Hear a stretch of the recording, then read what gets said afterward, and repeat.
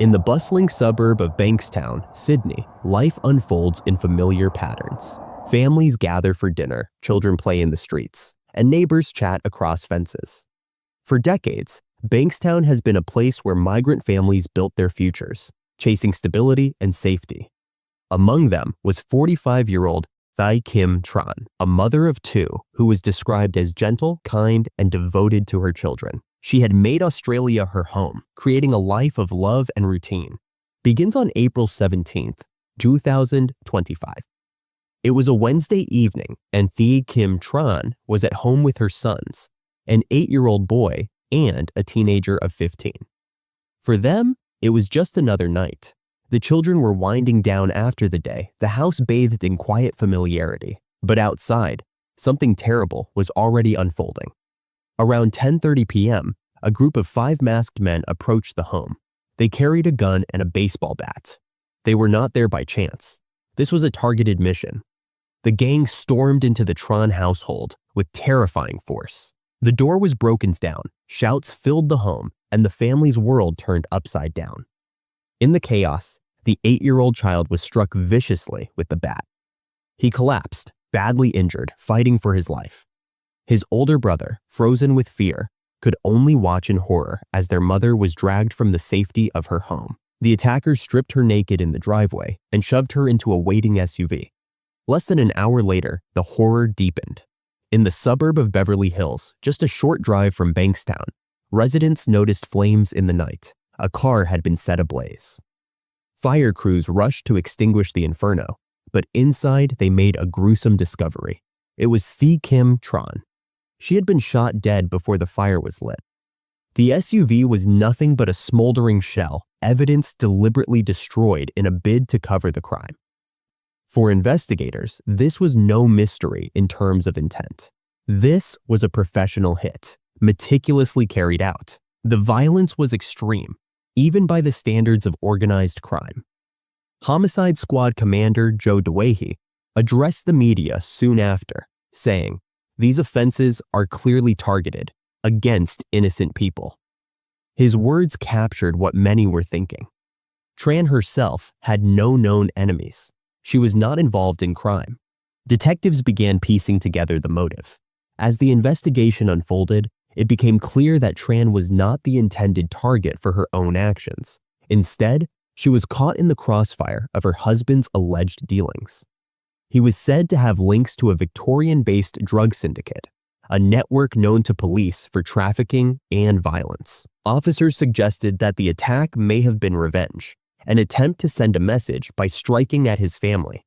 Strike Force Bushfield was established, bringing together homicide detectives, forensic specialists, and intelligence teams. They canvassed hundreds of CCTV cameras, searching for clues.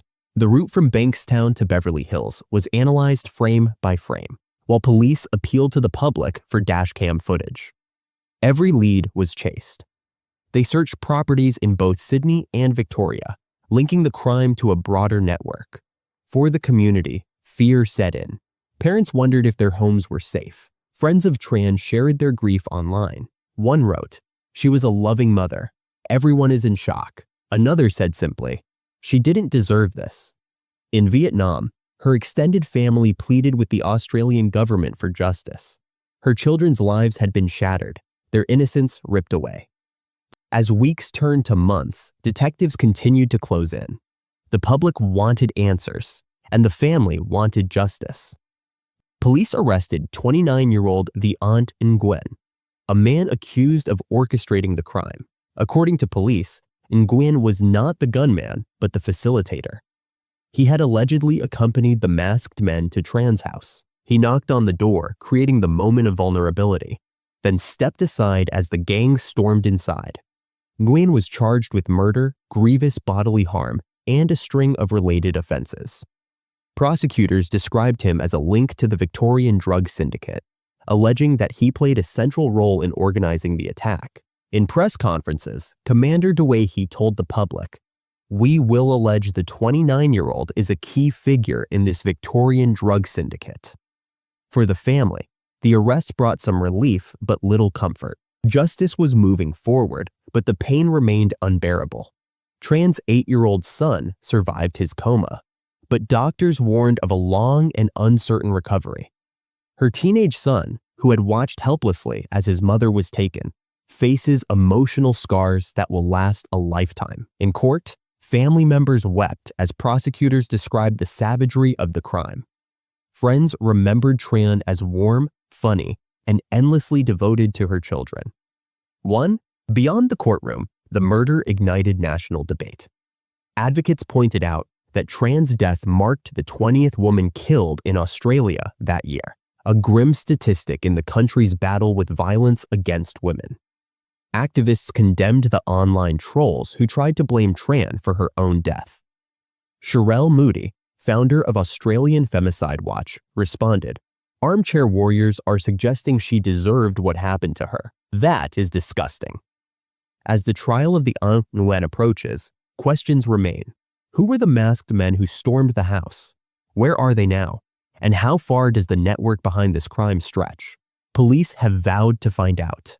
Strikeforce Bushfield continues to follow leads, determined to bring every perpetrator to justice. For the people of Bankstown, the case is a stark reminder of the hidden battles waged by organized crime and the terrible toll they can take on innocent families. The story of Thi Kim Tran is not just about one night of horror. It is about a mother who loved her children, a community that came together in grief, and investigators who refused to stop until the truth was uncovered. It is about resilience in the face of tragedy and the urgent need to confront the violence that hides in the shadows of society.